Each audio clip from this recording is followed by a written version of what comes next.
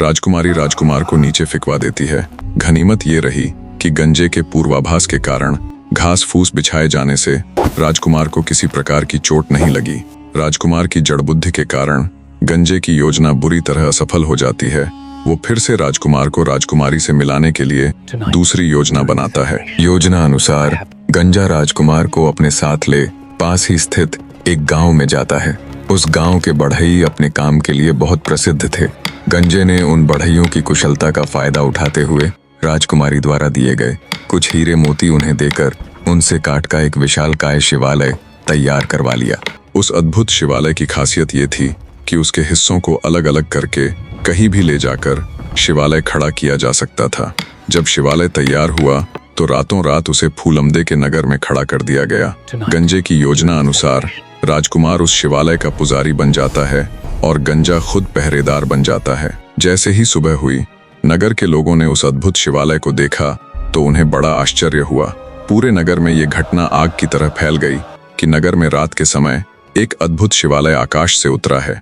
नगर भर के लोग शिवालय में शिव जी के दर्शन करने के लिए उमड़ पड़े।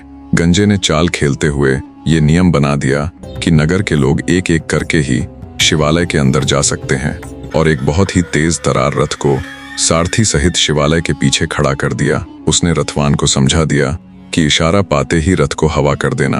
कुछ समय बाद जब राजकुमारी फूलमदे भी शिवालय में दर्शन करने के लिए आती है, तब गंजे ने दूर से राजकुमारी को आते देखा तो राजकुमार से बोला, कुछ समय के लिए मुझे पुजारी बनने दो तो मैं तुम्हारा काम बना दूंगा, अन्यथा असफलता ही हाथ लगेगी क्योंकि तुमसे कुछ नहीं हो सकेगा। लेकिन जड़ बुद्धि राजकुमार ने सोचा कि गंजा स्वयं फूलमदे को ले उड़ेगा, सो उसने गंजे की बात नहीं मानी।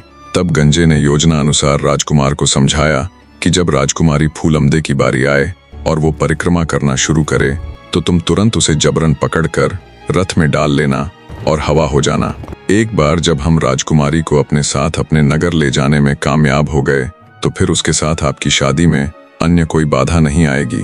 राजकुमार ने बड़े ही आत्मविश्वास से कहा, ठीक है, मैं इस बार असफल नहीं होऊंगा। जब राजकुमारी की बारी आई और पुजारी रूपी राजकुमार ने योजना के तहत उसे रथ में बिठाना चाहा, तभी एक तेज हवा का झोंका आया जिस कारण राजकुमार राजकुमारी को पकड़ने में चूक गया। केवल फूलमदे का दुपट्टा ही उसके हाथों में आया। राजकुमारी फूलमदे धोखा धोखा चिल्लाती हुई वहां से भागी। गंजे ने देखा, अब अगर यहाँ एक पल भी और रुके तो हमारी खैर नहीं। बड़ी ही फुर्ती के साथ दोनों रथ में सवार होकर वहां से भाग गए। गंजे ने एक बार फिर से राजकुमार को कोसते हुए कहा कि तुम्हारे बस का कुछ नहीं, इतना अच्छा मौका तुमने गंवा दिया।